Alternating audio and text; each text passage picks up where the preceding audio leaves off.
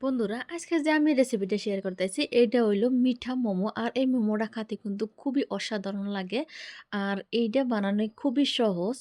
তো আমি ঝটপট করে কিভাবে এই মোমোটা বানাইলাম। মোমো তো সাধারণত ঝাল মানুষ খায়, কিন্তু মিঠা মোমো যদি তোমরা না খায় থাকো তাহলে অবশ্যই আমার মতন করে একদম সহজভাবে এই রেসিপিটা বানায় খাওয়া পারবা একদম কম খরচের মধ্যে। বর্তমান ঠান্ডার দিন, এই ঠান্ডার দিনে এই রেসিপিটা অবশ্যই একদিন খাইয়া দেখো। তো চলো দেখে নাও এই রেসিপিটা বানাতে কি লাগছে। প্রথমে আমি নিয়ে নিছি ময়দা। এনে আমি ১ বাটির মতো ময়দা নিছি। মানে আমার পরিমাণ অনুযায়ী আমি ময়দা নিছি। তোমরা আসলে কম বেশি করে নেওয়া পারো। তারপর দিয়ে দিলাম আমি স্বাদ মতো নুন। নুন দেওয়ার পরে আমি অল্প, অল্প করে পানি দিয়ে একটা ডো বানায় নিতেছি। আমরা যে রুটি বানাই না ঠিক ঐরকম করে। আর রুটির থেকে সামান্য শক্ত হলে ভালো হবো। তো অল্প, অল্প করে পানি দিয়ে সুন্দর একটা ডো করে নিলাম। আর এটা আমি রুটির থেকে সামান্য কিছু মানে শক্ত বানাইছি। এটা এখন আমি ৫ থেকে ১০ মিনিট রেস্টে দিমু। এর মধ্যে আমি একটা পুর বানায় নিমু। কারণ মোমোর মধ্যে তো পুর দেওয়া লাগবো। তার জন্যে আমি হেনে কড়াইতে দিয়ে দিলাম ঘি। ঘির বদলে তোমরা সাদা তেলও দেওয়া পারো। তো আমি ঘি দিলাম যাতে সুন্দর একটা ঘ্রাণ বাড়ায় তার জন্যে। আর আগে থেকে আমি গাজর গ্রেট করে রাখছিলাম অনেকগুনা গাজর। আমি গাজরের পুর দিয়ে বানাবো। তোমরা চাইলে নারকেল দিয়েও বানান পারো। তো আমার কাছে নারকেল নাই, এইজন্যে আমি গাজর দিয়ে বানাইতেছি। খুবই সহজ পদ্ধতিতে। কিছুক্ষণ নাড়াচাড়া করার পর যখন অল্প ভাজা ভাজা হয়েছে তখন আমি দিয়ে দিলাম পর্যাপ্ত পরিমাণে চিনি। আমার পছন্দ মতো আমি মিঠা দিয়ে দিলাম এখানে। তোমার পছন্দ মতো তোমরা মিঠা দিয়ে দিবা। মিঠা দেওয়ার পর যখন চিনিটা গইলে গেছে আরও কিছুক্ষণ নাড়াচাড়া করার পর আমি দিয়ে দিলাম এখানে পাউডার দুধ, যাতে সুন্দর একটা স্বাদ আসে তার জন্য আমি পাউডার দুধ দিলাম। তোমরা চাইলে যেকোনো বাদাম সাদাম অন্য কিছু দেওয়া পারো আরও। তো আমি এখানে পাউডার দুধ দিয়ে আরও কিছুক্ষণ নাড়াচাড়া করার পরে এই যে পুরটা সম্পূর্ণ হয়ে গেছে গা।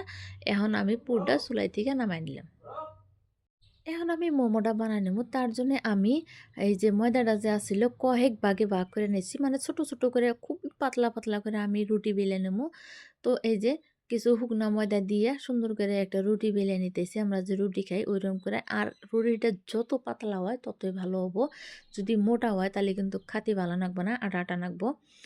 আমি খুবই পাতলা করে, মানে আমার দ্বারা যে পর্যাপ্ত পরিমাণে সম্ভব আমি পাতলা করে একটা রুটি বেলে নিলাম। নেওয়ার পর আমি রুটিটা গোল করা পারি নাই, ওই জন্যে সমান করে আমি একটা বাটি দিয়ে কাইটে নিলাম। তোমরা চাইলে গোল গোল করে নেবে। আর রুটিটা জানি সবকটা রুটি জানি এক সমান হয়, ওই হিসাবে করে বানিয়ে নেবে।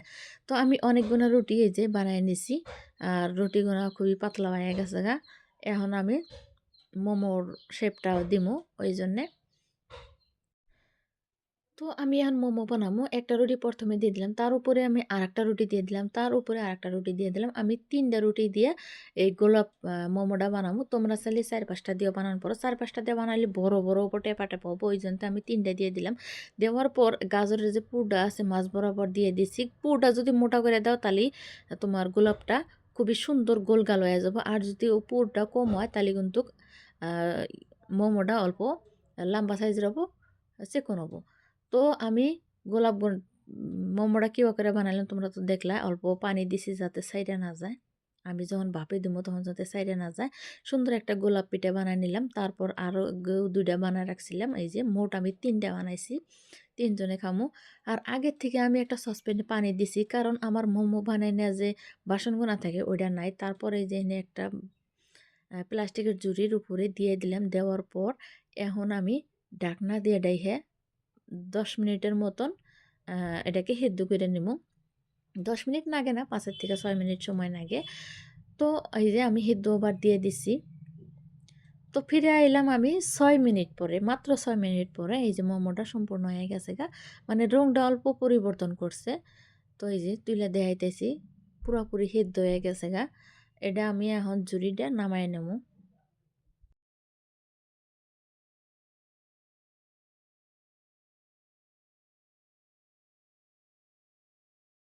নামানোর পর এই যে ঠান্ডা করে নিছি, কিছুটা ঠান্ডা করে নিছি। আর এই রেসিপিটা খেতে কিন্তু খুবই ভালো লাগে। তোমরা অবশ্যই একদিন ট্রাই করে দেখো, খুবই ভালো লাগবে। আর আমি তো দেখাইলাম খুবই সহজ পদ্ধতিতে বানানো যায়। 10 থেকে 15 মিনিট সময় লাগে। যারা মোমো খাওয়া পছন্দ করে তারা অবশ্যই ট্রাই করে দিও। তো বন্ধুরা আমার এই রেসিপিটা তোমার কিরম লাগলো তোমরা কমেন্টের মধ্যে জানাইও।